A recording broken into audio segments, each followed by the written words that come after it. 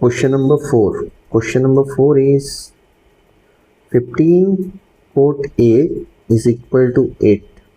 Find sin of angle A and sec of angle A. हमें यहाँ पे ना एक चीज़ याद रखनी है, जब भी किसी भी एंगल के रेस्पेक्ट में बात होगी ना, तो एक्चुअली क्लास 10 में अगर हम हैं, क्लास 10 में जो भी एंगल के रेस्पेक्ट में बात होगी वो हमेशा एक एक्यूट एंगल के बारे में बात होगी।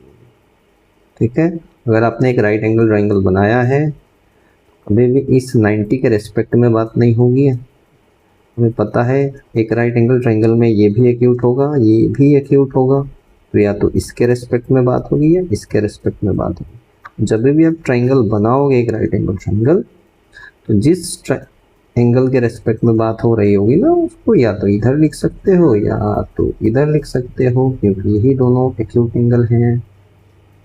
ठीक है, तो मैंने एक ट्रायंगल बना लिया, ए के रेस्पेक्ट में बात हो रही है तो ए यहाँ लिख दिया, बी यहाँ रख दिया, सी यहाँ रख दिया। ठीक है, अब यहाँ से ना हम इंफॉर्मेशन क्या एक्सट्रैक्ट कर सकते हैं। देखो ये cot of 15 into cot of A equal to 8 लिखा हुआ है। बच्चे क्या करते हैं ना, यहाँ पे कंफ्यूज होते हैं कि वो सोचते हैं कि ये जो कोट ए लिखा हुआ है ना, ये कोट इंटू ए है। एक्चुअली में ये गलत है। ठीक है, ये मल्टीप्लाई में नहीं लिखा हुआ है, ये हमें बता रहा है कि हमें रेशियो लेना है। कोट मतलब किस रेशियो को सजेस्ट करता है? कोट बताता है हमें बी अपॉन एच का, बी अपॉन पी का, यानी कि बेस और परपेंडिकुलर का रेशियो लेना है इस एंगल के रेस्पेक्ट में, ना कि ये दोनों मल्टीप्लाई में है। ठीक है, तो ये मिसकंसेप्शन आप भी मत रखना, यानी कि ये इसके साथ मल्टीप्लाई में नहीं है। हाँ, इसके आगे ये 15 लिखा हुआ है ना, तो ये इस पूरे के साथ मल्टीप्लाई में है। ठीक है, अब इसको मैं लिख सकता हूँ, ये मल्टीप्लाई में है तो इसको उधर सेंड कर देता हूँ, तो यहाँ से कोट आया 8, ये चला गया नीचे, तो कोट आया 8/15 cot of angle A. Actually में ना इसी चीज़ को ना ऐसे लिखा हुआ था, अगर ऐसे लिख दे तो आप समझ जाओगे। कोट ऑफ एंगल ए जो होता है ना, किसी भी ए के रिस्पेक्ट में अगर इस रिस्पेक्ट में बात कर रहा हूँ, तो एक राइट एंगल ट्रायंगल होगा जिसमें अगर कोट बोल दिया है तो ऊपर लिखा होगा बेस और नीचे लिखा होगा परपेंडिकुलर, इसी का रेशियो लिया होगा ये। ठीक है, तो दैट इज कोट ऑफ ए। 8 क्या है? बेस है। What is the base here? This is the base, that is AB,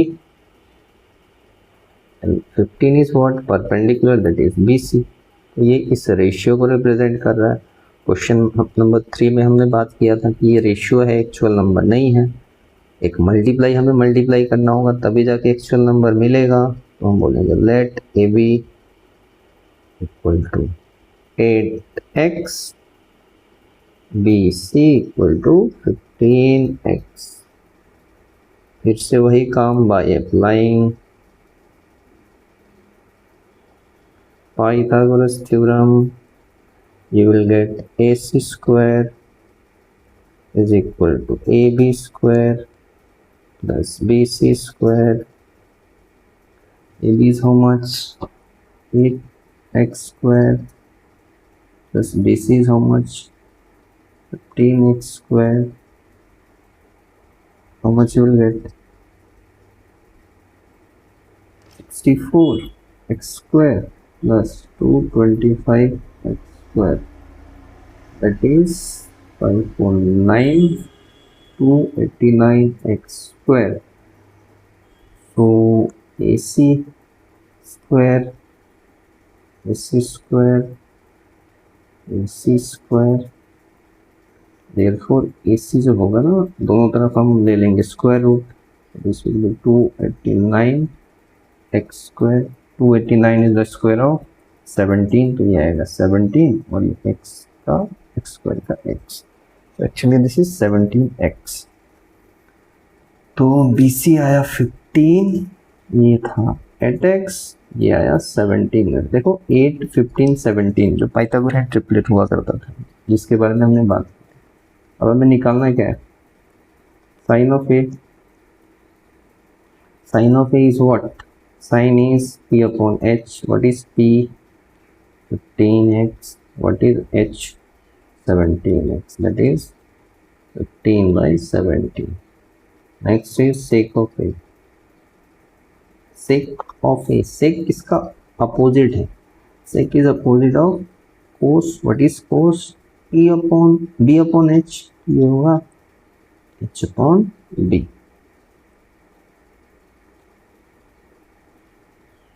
What is the hypotenuse? 17x. What is the base? 8x. So this is 17 upon 8. ठीक है, ये cancel हो जाएगा. The same with this will cancel.